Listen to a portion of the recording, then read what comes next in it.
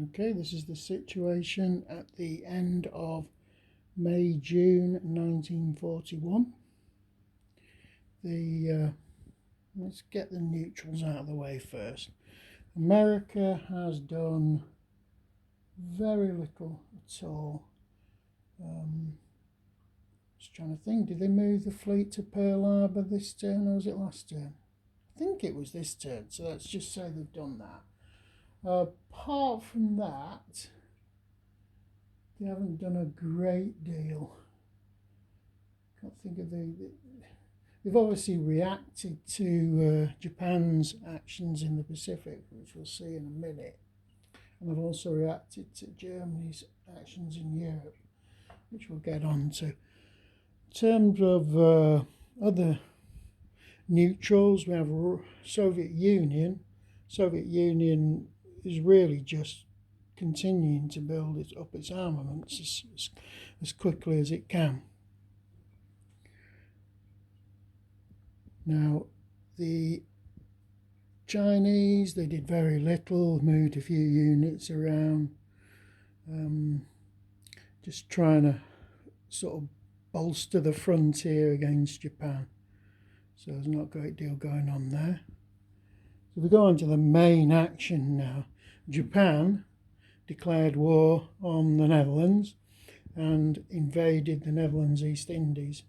So they've got troops ashore here on Java.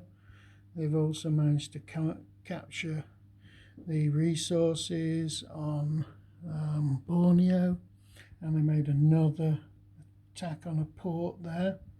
The trouble with the East Indies is quite big area, and there's a lot of little ports and cities to capture before you can safely say you've conquered it all.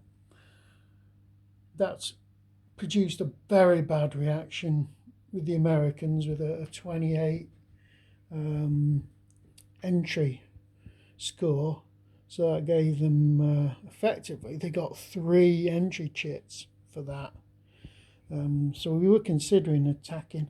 We'll definitely attack the Commonwealth next, when we sorted out conquering the Dutch East Indies.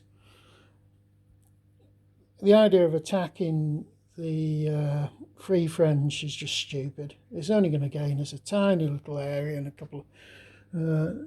it's just not worth the effort of causing another 28 response from the Americans.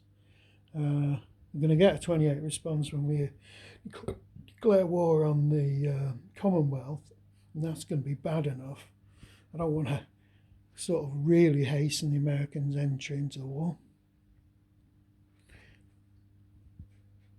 Next thing, we'll have a look at Italy. Italy have been they made a little bit of progress in the Balkans here, capturing large areas of Yugoslavia with the help of the Germans. They've also broken the Greeks. The Greeks have got 1 unit left, but it's not much COP. It is it's a militia unit, isn't it? Yeah, it's not really much COP. It isn't going to last very long. Big problem for the Italians is what happened in Libya. Is the Allies, as they did historically, the Commonwealth units absolutely smashed the Italian army in North Africa, shattered it, and what's left of it is retreated into Tobruk here.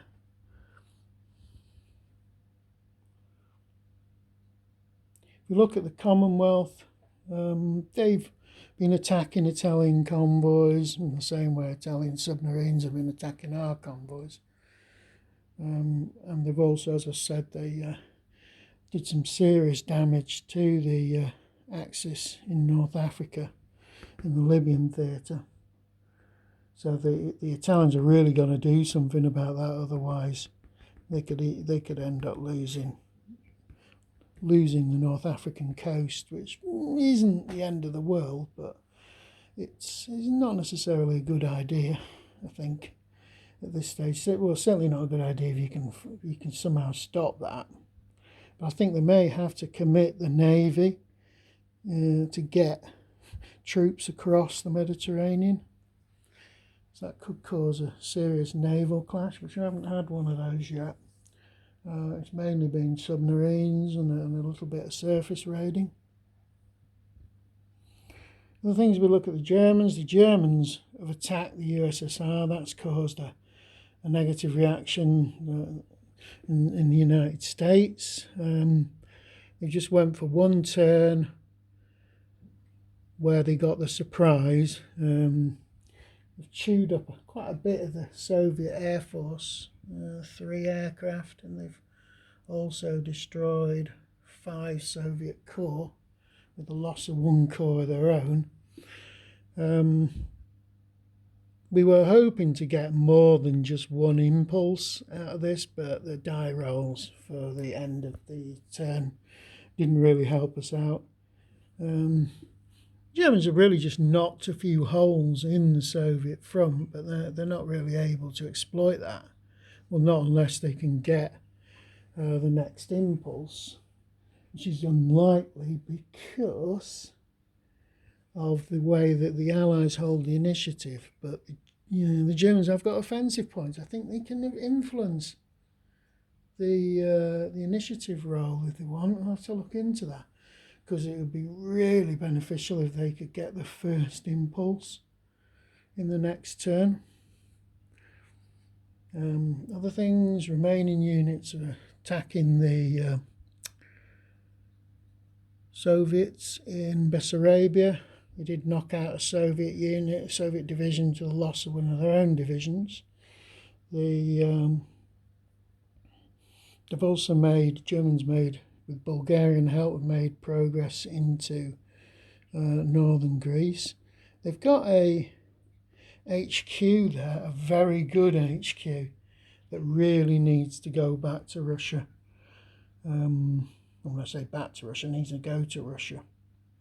There's also an armoured corps there in Yugoslavia that needs to be committed to Russia.